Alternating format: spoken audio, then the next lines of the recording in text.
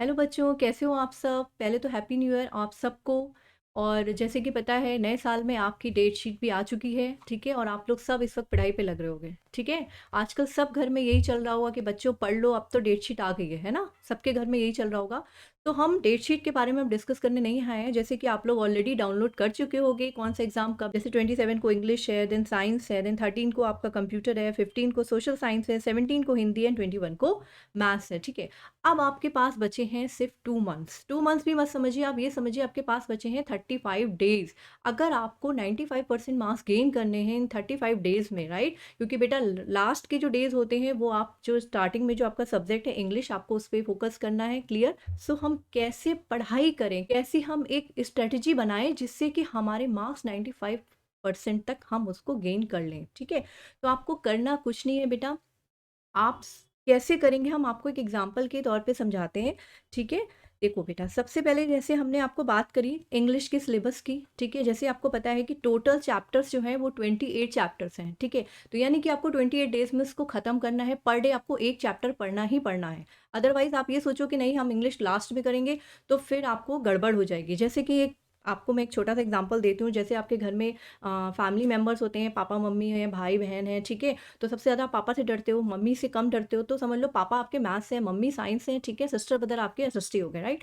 और grand mother से आप लोग बहुत कम इंटरेक्ट करते हो, वो आपके इंग्लिश और हिंदी हो गए, ठीक है? लेकिन अगर आप कोई गलती कर देते हो तो आपको कौन बचाता है? आपके पापा मम्मी। तो पापा मम्मी कौन है? इंग्लिश हिंदी। मेरा कहने का मतलब ये है कि अगर इन केस आपके बोर्ड्स के एग्जाम में कोई पेपर आपका गड़बड़ हो जाता है, चाहे मैथ्स या साइंस का, या आपका छूट जाते हैं, 2 क्वेश्चन छूट के, सपोज 10 या 15 मार्क्स के, तो आप बहुत ज़्यादा नर्वस हो जाते हो। उसमें आपको कौन हेल्प करेगा आपके परसेंटेज गेन करने में? इंग्लिश या हिंदी गेन करेंगे, ठीक है? इन सब्जेक्ट्स को आप अंडर एस्टिमेट मत करना, नहीं तो आपके परसेंटेज ऑलरेडी डाउन हो जाएंगे, ठीक है? तो बेटा आपको सबको इक्वली प्रेफरेंस देनी है, ठीक है? मानते हैं मैथ्स और साइंस बहुत ज़्यादा आपको टाइम लेती है, उसको तो करना ही करना है, बट हमें इंग्लिश और अदर सब्जेक्ट पे भी बहुत ज़्यादा फोकस करना है। तो अब उन सारे सब्जेक्ट को कैसे पढ़ें जिससे हमारे सब सब्जेक्ट्स में 95 मार्क्स आएँ?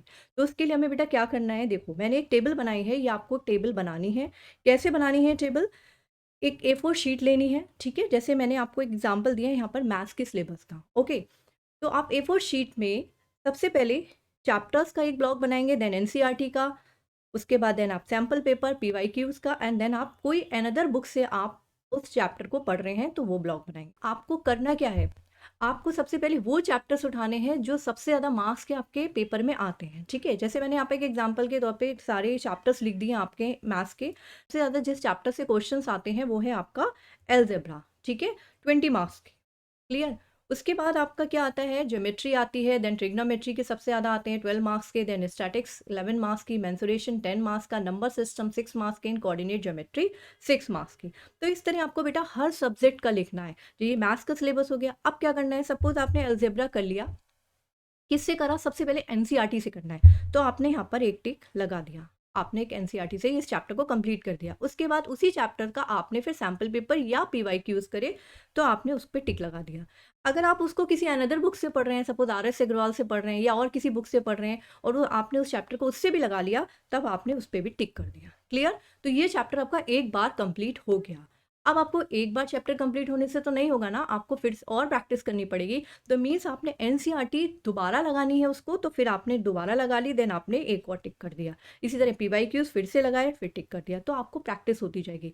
इन द सेम वे इसी तरह आपको सारे चैप्टर्स पे करना है। सबसे पहले एनसीईआरटी, फिर उससे बेस, उसके सैम्पल पेपर, देन कोई अगर अनदर बुक पढ़ रहे हैं तो इसी तरीके से आपको बेटा हर सब्जेक्ट्स के चैप्टर्स को A4 शीट पे लिखना है, और आप जहाँ भी आप पढ़ते हो उसके सामने अपनी वॉल पे पेस्ट कर देना है, ठीक है? ताकि आपकी आंखों के सामने ये पता चलता रहे कि आपके कितना सिलेबस है हर सब्जेक्ट में, आपने कौन-कौन से चैप्टर्स कंप्लीट कर दिए, आपने टिक कर दिए, आपकी आँखों के सामने दिखता रहेगा, अरे हाँ, ये मैं कंप्लीट कर चुका हूँ। अच्छा ये मेरा रह गया है, ठीक है। अच्छा मैंने इसके पीवाईक्यूज़ नहीं करे, मैं इसको 2 बार लगा चुका हूँ, तो ये सब चीज़ें आपकी आँखों के सामने रहेंगी।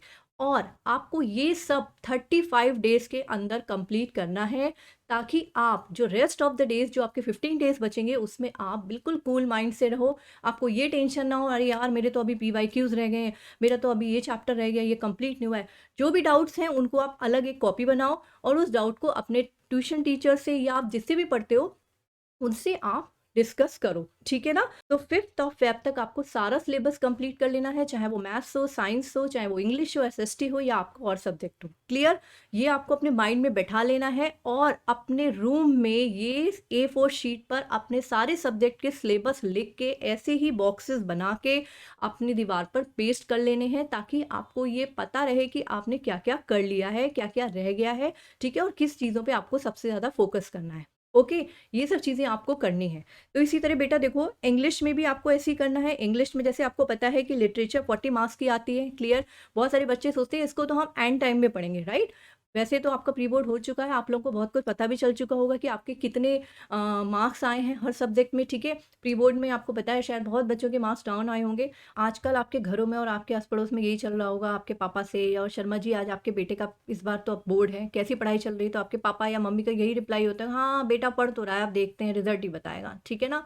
तो वाकई में आपका रिजल्ट ही बताएगा आपके रिलेटिव्स को, आपके जो नेबर्स हैं उनको, क्योंकि इस वक्त 2 महीने आपके ऊपर पूरी तरीके से फोकस कर रहे हैं, आपके घर वाले भी, आपके रिश्तेदार भी, आपके आस पड़ोस वाले भी, सब भी, राइट। तो इसीलिए आपको अब अच्छे से पढ़ना है।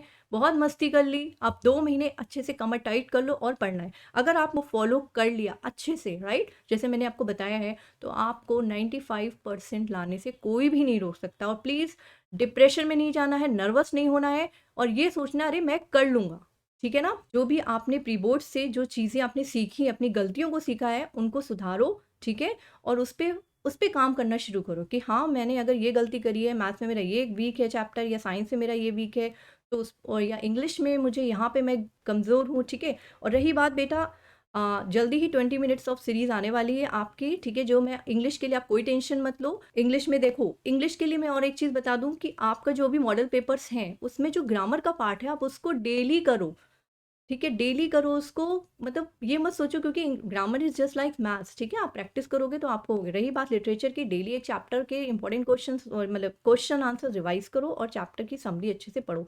और जल्दी हम इंपॉर्टेंट क्वेश्चन विद समरी लेके आएंगे 20 मिनट सीरीज के साथ। Okay, so all the best for your exams. तो बेटा एक और इम्पॉर्टेंट बात, इंग्लिश वर्ड का ऐप ऑलरेडी लॉन्च हो चुका है, ठीक है।